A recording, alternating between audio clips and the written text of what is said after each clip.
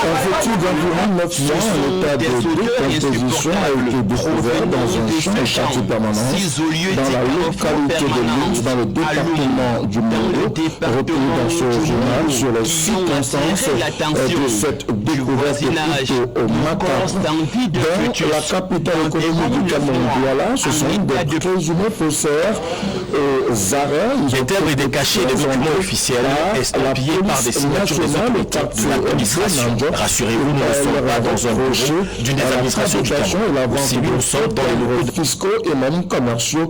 Le détail avec Charles-Fils Elané dans le cadre de ce journal. Toujours dans l'actualité, ce mardi, tension sociale à la chefferie de Youp, deuxième arrondissement de Douala. Un groupe de chefs de bloc demande la destitution du chef de 3e degré. Une marche pacifique a d'ailleurs été organisée ce mardi dans les artères de ce quartier. La réaction du chef incriminé ne s'est pas faite attendre et à l'international, nous parlons du Tchad et précisément de la situation qui prévaut après la mise en place du Conseil militaire de transition et la désignation par décret d'un Premier ministre. De nombreuses marches de protestation ont eu lieu ce mardi dans la ville de N'Djamena, la capitale du Tchad. De nombreuses personnes ont été tuées, plusieurs autres sont blessées. Retour également sur cette situation particulièrement tendue en N'Djamena.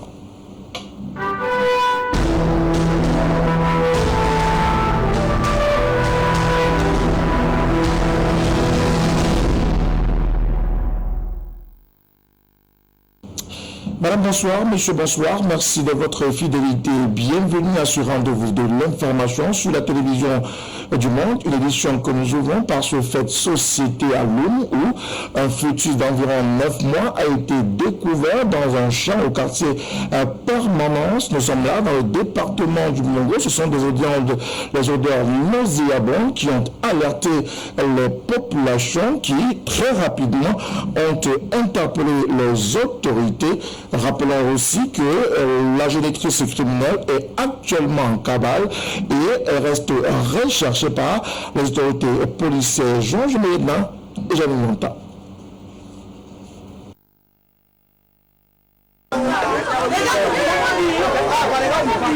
Ce sont des odeurs insupportables provenant de ce champ, 6 au lieu dit Carrefour Permanence, à Loum, dans le département du Mongo, qui ont attiré l'attention du voisinage. De corps sans vie de fœtus d'environ 9 mois, en état de putréfaction avancée, recouvert de feuilles de bananier.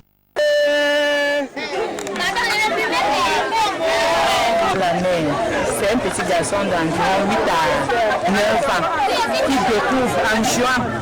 Il découvre les pieds quoi. Il a vu quelque chose là-bas comme un fœtus. Que le coiffeur maintenant vient soulever le tronc de bananier avec lequel on avait couvert. Donc c'est là où les odeurs maintenant dégagent. Ôter la vie à un enfant qui n'a pas demandé à naître. Un acte criminel horrible qui a choqué plus d'un habitant de l'arrondissement de Loum. Et l'un entre eux a accepté cette fille-là où c'est une femme. Elle refusait la responsabilité. Elle a vu qu'elle ne peut pas s'en sortir seule.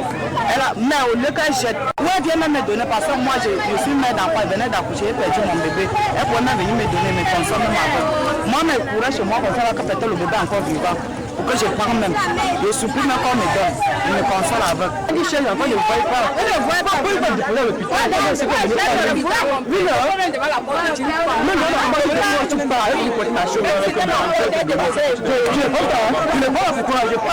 Là, il voit une situation comme ça. Ça me fait tellement moi en tant que mère. Parce que si elle trouvait le genre de femme qui a fait ça. Très 9 mois. Elle porte 9 mois à la bouche. Il fallait qu'elle vienne déposer même devant la porte d'une femme. Que la femme apprenne l'enfant. Qu'elle vienne déposer. Si on a fait ça, c'est un enfant qu'on a mis là-bas depuis 2 semaines. Les services compétents en la matière se sont chargés de retirer les restes de ce nouveau-né pour inhumation. Et les forces de maintien de l'ordre qui ont constaté l'acte sont désormais sur les traces de la maman criminelle qui court toujours.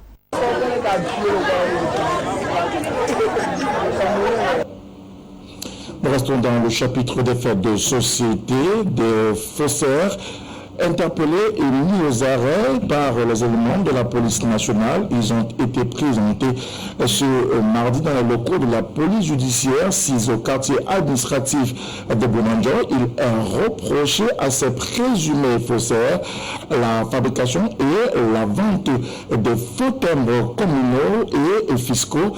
Précisons également que lors de l'opération qui a conduit à leur interpellation, l'un des présumés malfrats a pris la peau d'escampette. Charles-Fils Elani.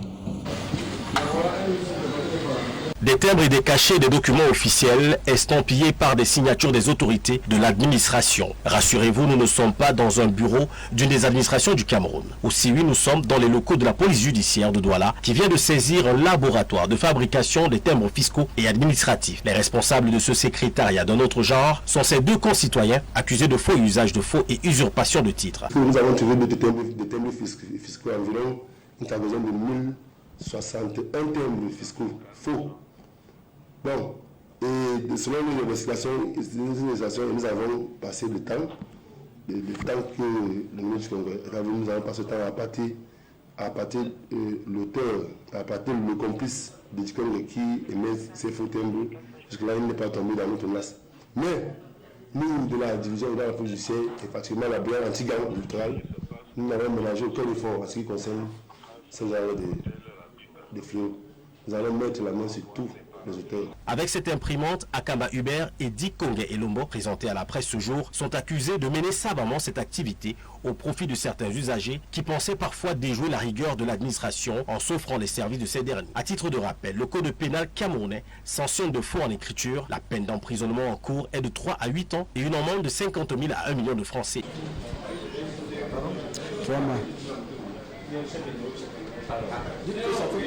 Ça fait 3 mois.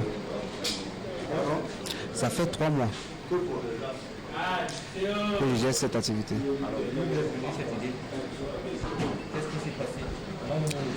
Le chômage. Le chômage ne vous a pas donné l'idée de faire ça. Maintenant, dites-nous comment est-ce que vous avez arrivé à ce niveau. C'est le chômage. Vous avez la seul. C'est le chômage. C'est le chômage à faire. C'est ça qui a poussé à faire cela. En fait, j'achète et puis quand quelqu'un a besoin d'un document certifié, je mets ça dessus.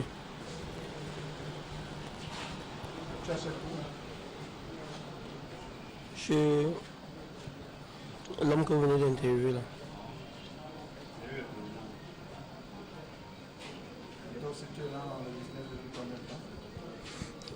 En fait, ça fait 2 semaines aujourd'hui. Ça fait 2 semaines aujourd'hui, oui. Ça fait 2 semaines aujourd'hui que je me suis intégré dans ça. Bon. Je constate que ce n'est pas un business pour moi. Et voilà que j'ai été interpellé la semaine dernière. Qu'est-ce qui t'a dit? Pardon? Qu'est-ce qui t'a dit? C'est toi qui as choisi de faire ce travail pour nous? Non, il m'a juste proposé. Ce n'est pas que j'ai choisi de faire pour lui. Il m'a juste proposé.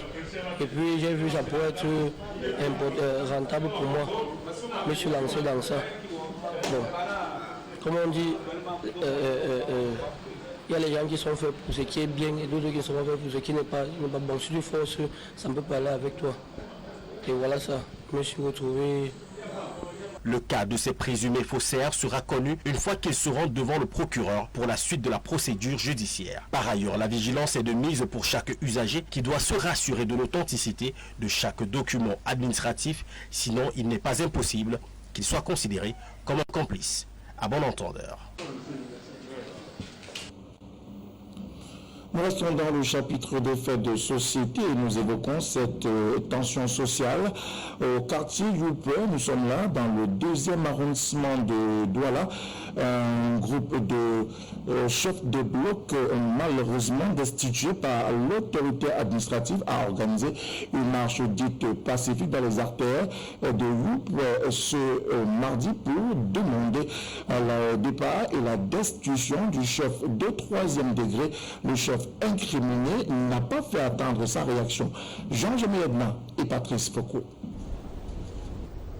Principal centre d'approvisionnement en produits maritimes notamment du bon poisson frais. Youpoué, ce petit village des pêcheurs, niché dans le 2e arrondissement de la ville de Douala, est secoué depuis quelque temps par une tension sociale au sein de la chefferie. Est-ce qu'on a voté le chef? En vérité, il nous a été parachuté. Le chef était un parfait inconnu il y a 5 ans, lorsqu'on l'a désigné par un décret ici à Youpé. Est-ce que vous avez adoubé? On ne l'a pas adoubé, puisque tout de suite après, il y a eu une des pétitions qui ont circulé. Des gens n'en voulaient pas. Premièrement, pour les gens qui disent que je n'ai pas été voté, je ne sais pas si on vote le chef. Moi, je suis à Youpé à la demande pressante du chef supérieur du canton Bel, qui est mon neveu, parce qu'on avait constaté qu'il y avait un désordre total à Youpé où il n'y avait pas de chef à Youpé. Je suis le premier chef de 3e degré du village de Youpé. J'ai un arrêté préfectoral à la suite de la demande de Majesté Ebumbu au sous-préfet de Douala 2e, l'ancien sous-préfet qui est Bakari. C'est fort de cette polémique qu'une marche dite pacifique a été organisée ce mardi 27 avril 2021 pour demander le départ du chef de 3e degré du quartier Youpoué. Son séjour de 5 ans ici à Youpé a été tout à fait négatif. Le bilan est négatif. Pire, le Youpé a régressé depuis qu'il est chef ici-là. Depuis qu'il est arrivé, il a semé les graines de la haine raciale, ce qu'on n'a jamais connu ici à Youpé. Les gens sont mal à l'aise. Qu'est-ce qu'on lui reproche? Premièrement, il y avait un comité de vigilance. Aujourd'hui, il n'existe pas. En conséquence, qu'est-ce qu'il y a? En ce moment, il y a beaucoup de trafic de carburant qui vient du Nigeria. Il y a la drogue, il paraît-il même qu'il y aurait des armes qui circulent par Youpé. Il y a le bois. Bon, je vais vous dire tout de suite, à l'origine de ce sabotage-là, nous avons un ressortissant de l'Est de nationalité douteuse, qu'on appelle Georges Moun, qui est en train d'organiser une cabale. Ils ont pris de l'argent pour aller donner au chef supérieur, pour que le chef supérieur soutienne mon départ sur Youpé, parce que depuis que je suis à Youpé, je suis contre la vente des terrains. Donc mon problème à Youpé, j'ai un problème contre les prédicateurs qui passent leur temps à vendre les terrains. C'est depuis que je suis à Youpé que Youpé est pavé. C'est depuis que je suis à Youpé que nous avons un poste de gendarmerie.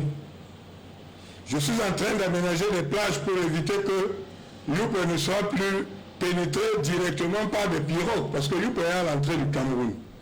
Le chef invite ces populations au calme, mais surtout ne pas se laisser instrumentaliser par ce groupuscule d'anciens chefs de bloc destitués, avec à leur tête un pseudo natif de Youpoué, qu'ils comptent d'ailleurs attaquer en justice pour cybercriminalité. Qui ne subissent pas l'arme des détracteurs de Youpé. Je peux citer les noms.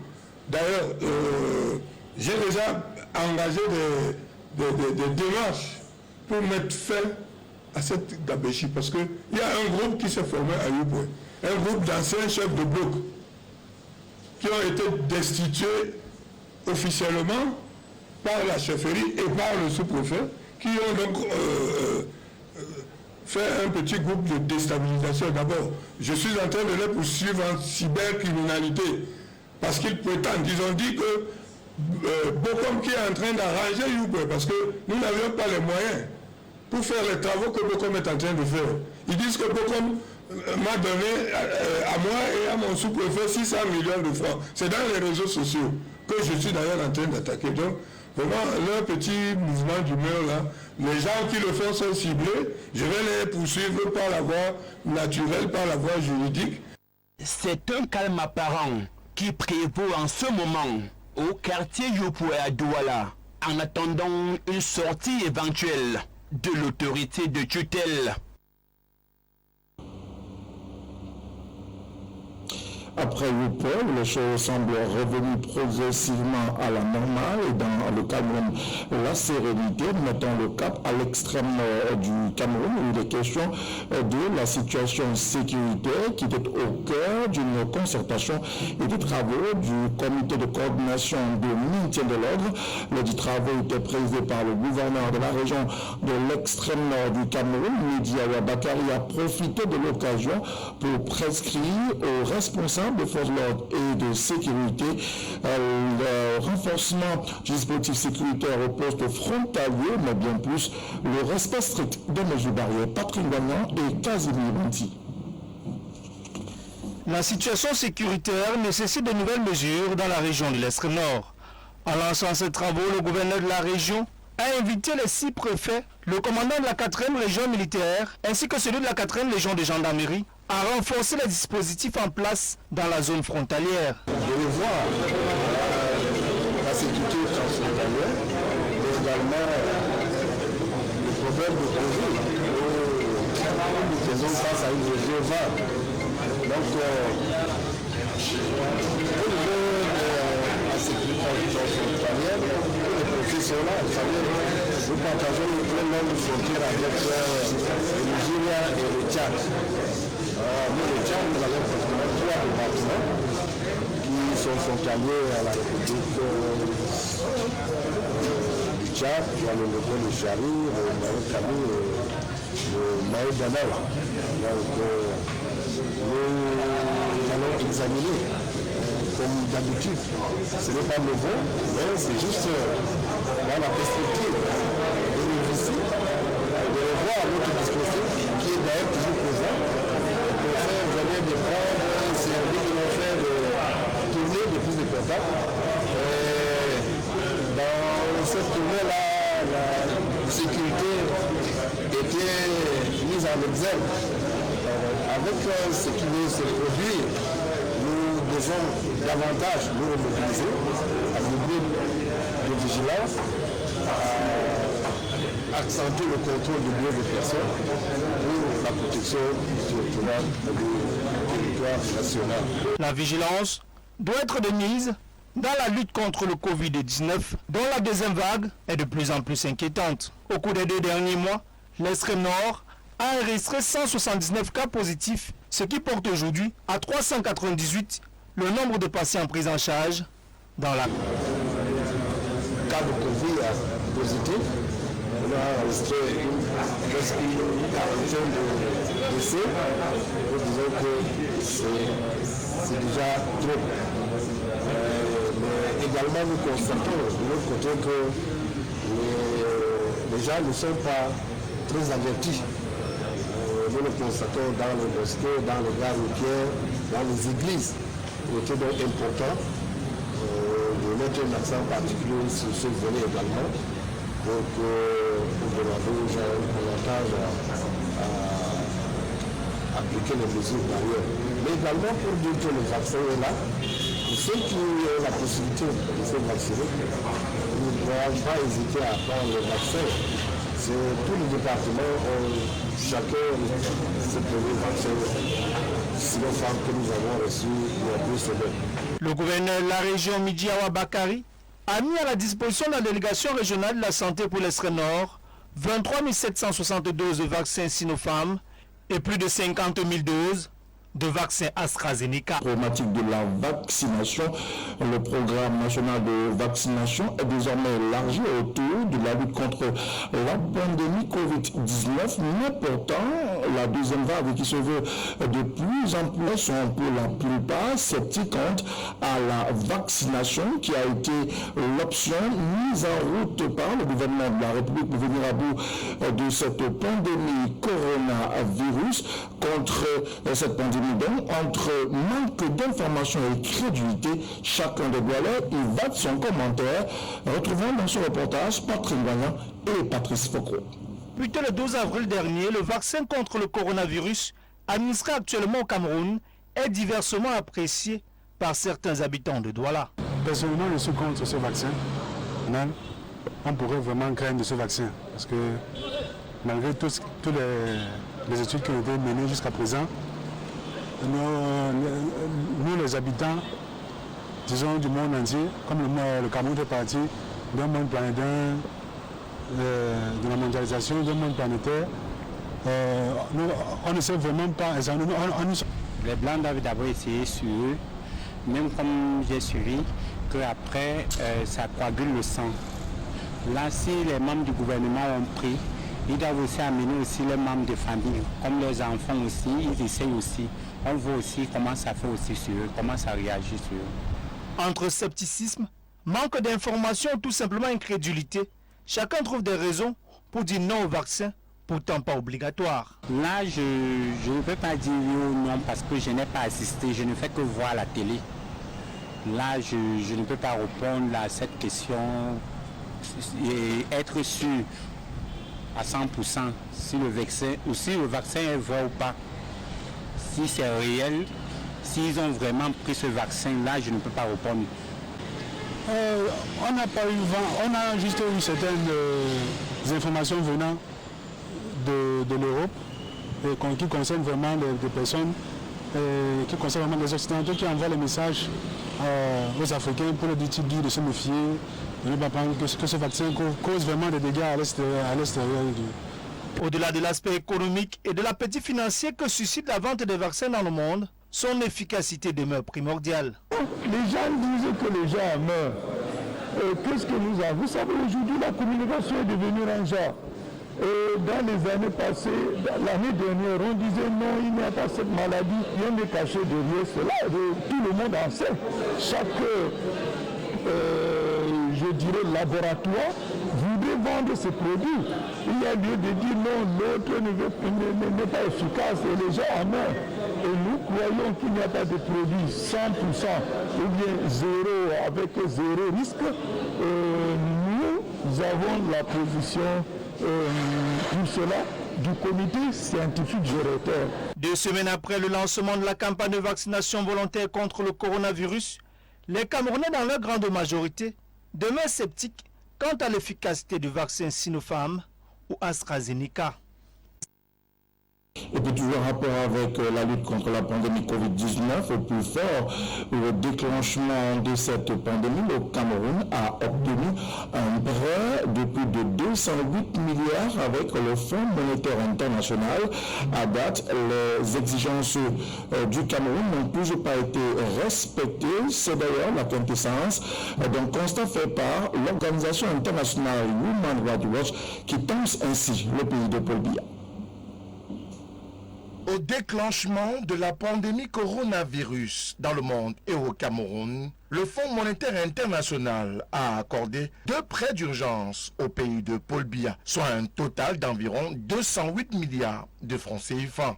Le gouvernement camerounais, à la signature de ces conventions de prêt, a promis aux bailleurs de fonds FMI d'utiliser les fonds de manière transparente, notamment en publiant des rapports semestriels sur les dépenses liées à la lutte contre le Covid-19, en commandant un audit indépendant et en publiant les noms des entreprises ayant obtenu des contrats d'approvisionnement et leurs propriétaires réels ou effectifs. Plusieurs mois après la signature de ces accords de prêt, le constat de Human Rights Watch est tout autre. Le gouvernement, à date, n'a pas encore publié d'informations détaillées qui permettraient un contrôle public significatif de ces dépenses. Pourtant, le 6 avril 2021 dernier, Ferdinand Gongo, ministre d'État, secrétaire général de la présidence de la République, à travers une correspondance adressée au ministre d'État en charge de la justice et garde des Sceaux, a transmis un rapport sur les dépenses liées à la lutte contre le coronavirus préparé par la Chambre des comptes du Cameroun et demandant par ailleurs, au nom du chef de l'État Paul Biya, d'ouvrir une enquête judiciaire contre les auteurs et complices des cas de malversation financière relative au fonds de lutte contre le Covid-19. L'on avait alors évoqué en ce temps la mise en place d'une task force logée à la présidence de la République et supervisée par Ferdinand Gongo. Dans une sortie, Sarah Sadoun, chercheuse senior auprès de la division des entreprises et droits de l'homme à Human Rights Watch, déclare que la volonté soudaine de rendre compte de l'argent versé au titre du programme de lutte contre le Covid-19 est un signe positif qui montre que le FMI et le gouvernement camerounais accordent une plus grande attention à la transparence et à la la responsabilité au moment où il négocie le 3e prêt depuis le début de la pandémie coronavirus. Dans cet article publié sur le site de Human Rights Watch, elle prévient cependant que si les audits et les enquêtes ne sont ni indépendants ni crédibles, le Fonds monétaire international risque de se laisser prendre au jeu qui consiste à simplement cocher des cases. Dans une autre communication, allant dans le même sens, l'avocat Maître Akeremouna, ancien vice-président de Transparency International, approché par Human Rights Watch, pense qu'il ne faut rien attendre de cette enquête. L'homme politique et de droit note une ingérence politique dans le travail de la justice et du contrôle supérieur de l'État, chose qui, de son point de vue, risque de compliquer la négociation du 3e prêt pour renforcer et densifier la lutte contre le coronavirus au Cameroun. Nous nous intéressons à présent à toute autre chose, principalement à la campagne agricole 2021 dans le département des Bambutos et précisément dans la localité de Galim pour ainsi booster la production pour cette nouvelle année. Le groupe d'initiatives communes, notamment 92 d'entre eux, ont reçu des intrants agricoles du gouvernement, mais également de la collectivité territoriale décentralisée John Pitenka de Rostandifo. Ce sont au total 92 groupes d'initiatives communes qui ont reçu d'importants stocks de matériel agricole composés d'engrais, de fientes, de machettes, de houes et même de pulvérisateurs. C'est la commune de Galim, dans le département des Bambutos, région de l'Ouest Cameroun, à l'initiative du lancement de la campagne agricole. Cette cérémonie, survolée en 2 temps, a connu tout d'abord la formation des agriculteurs, basée sur la sécurité et la bonne pratique phytosanitaire. Non, donc c'est l'environnement qu'on traite. Il faut savoir ça. Conséquence, ayez chacun au moins un Android. Ce n'est plus difficile aujourd'hui, c'est moins cher. Et vous communiquez avec des ingénieurs comme ça. Ça va beaucoup nous faire gagner. Si on vous donne des produits comme on est en train de donner là, vous ne savez pas les utiliser. Ça ne vous aide pas. La mairie aura perdu. Nous, on veut que vous produisez beaucoup. Le temps de vendre, vous payez les taxes de la mairie, non? Et si c'est beaucoup, le temps de la mairie, là aussi, avoir quelque chose. Ensuite, la distribution des intrants agricoles au grand bonheur des bénéficiaires.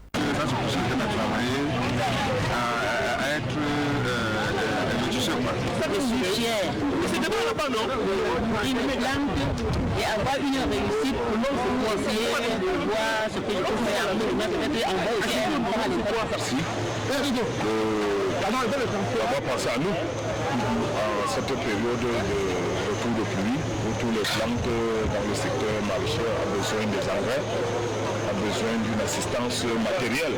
Un matériel qui vient à point nommé pour booster la production vivrière dans la localité. La commune de Galim est une commune agricole. La base de son développement s'appuie sur l'agriculture. Tant qu'on ne pourra pas élever le niveau des agriculteurs dans cette commune, on ne pourra pas changer. Une remise de matériel qui s'est accompagnée de l'ouverture des pistes rurales pour le désenclavement du bassin agricole. Nous sommes sur la route Galim-Kenegan-Bati, Bati qui est l'un des villages fortement agricoles de l'arrondissement de Galim. Quand vous regardez de gauche à droite, vous voyez l'étendue des cultures de champs. On a été tout simplement dans l'obligation d'ouvrir, d'entretenir cette route pour faciliter l'évacuation de tout ce que vous voyez là. En marge de cet événement, la communauté musulmane de cette localité a reçu des mains de l'exécutif communal des denrées alimentaires en cette période de jeûne du mois de Ramadan. C'est donc en promettant de faire bon usage du matériel reçu que les bénéficiaires sont partis, tous le sourire aux lèvres. et du sport dans cette édition 19h45 sur la télévision du Monde. Nous parlons du championnat national Élite Tour. Fini la phase aller de la compétition, au bilan, les performances et les différents points engrangés par les équipes engagées dans Élite Tour. John Pitenka.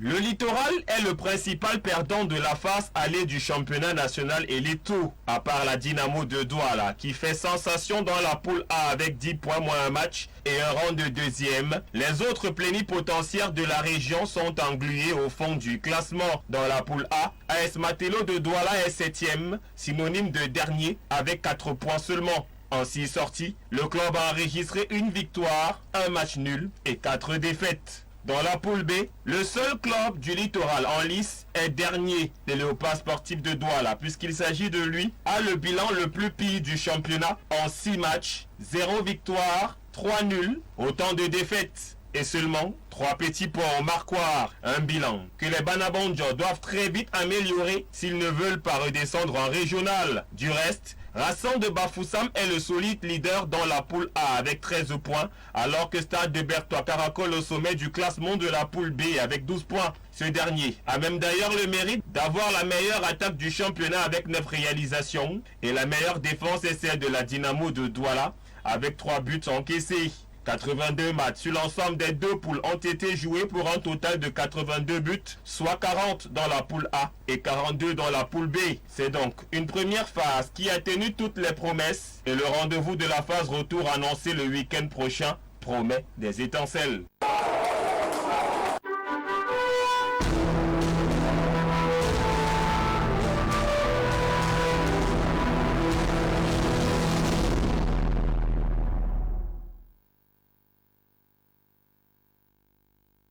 À l'international, nous rendons au Tchad où plusieurs personnes ont été tuées et d'autres blessées ce mardi à la faveur des marches pacifiques appelées à la fois par la société civile tchadienne mais également l'opposition.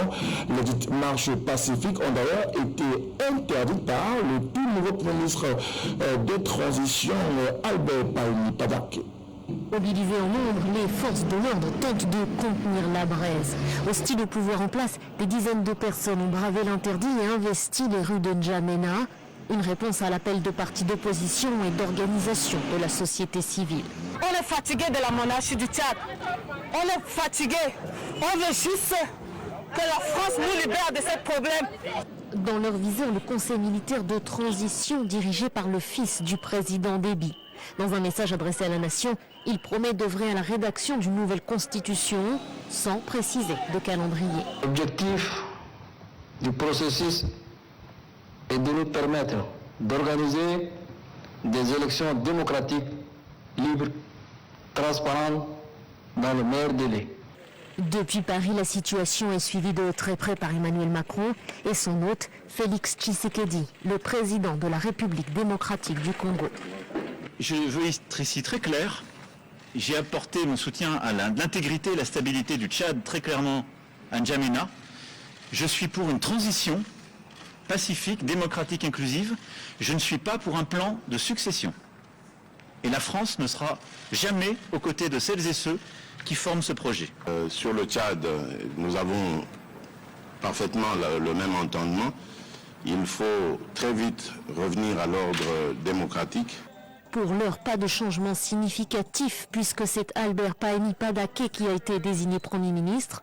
Il avait déjà occupé cette fonction quelque temps lorsque le Tchad était dirigé par Idriss Déby.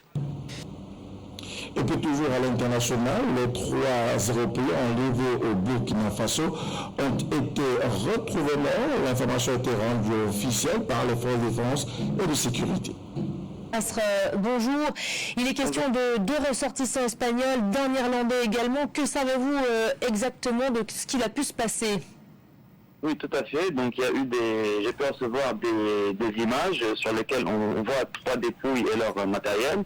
Et grâce au concours de notre confrère Khalid aussi, on a pu faire une comparaison des photos. Donc il y a un des ressortissants espagnols qui est clairement identifiable. Il y a 2 pistes. Une première piste qui dirait que ça serait Al-Qaïda et sa filiale JNIL, parce qu'à cause de la mobilisation des forces de l'ordre, ils les ont tués parce qu'ils n'ont pas pu les acheminer.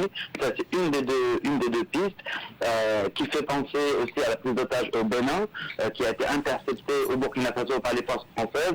Et là, 2 otages étaient sauvés et 2 forces françaises ont été tuées dans ce cas-là. Et l'autre piste serait celle de l'État islamique qui est aussi actif sur zone et qui nous fait penser à l'assassinat des 6 humanitaires à Kouré, cette fois-ci au Niger, parce que clairement, sur les photos qu'on voit, c'est une exécution. Wassim, il est question de 3 otages européens donc décédés. Avez-vous des nouvelles de la 4e personne activement recherchée, en tout cas ce Burkinabé qui était lui aussi porté disparu aux côtés de ces Européens? Tout à fait, c'est 4 journalistes, dont un burkinabé, donc un local. On n'a pas de nouvelles du Burkinabé, en tout cas j'en ai pas. Je ne sais pas s'il a été épargné ou s'il a été tué aussi, mais dans les images que j'ai pu consulter, il s'agit que de 3 dépouilles d'hommes blancs, dont un est clairement identifiable, un des 2 espagnols. Madame, c'est avec ce reportage sur l'attaque au Burkina Faso qui a malheureusement abouti au décès des 3 Européens enlevés il y a quelques jours, comme mettant un terme à cette édition de l'information du soir sur la télévision du Monde. Merci de l'avoir suivi. Restez en compagnie de nos programmes qui se poursuivent. Bonsoir.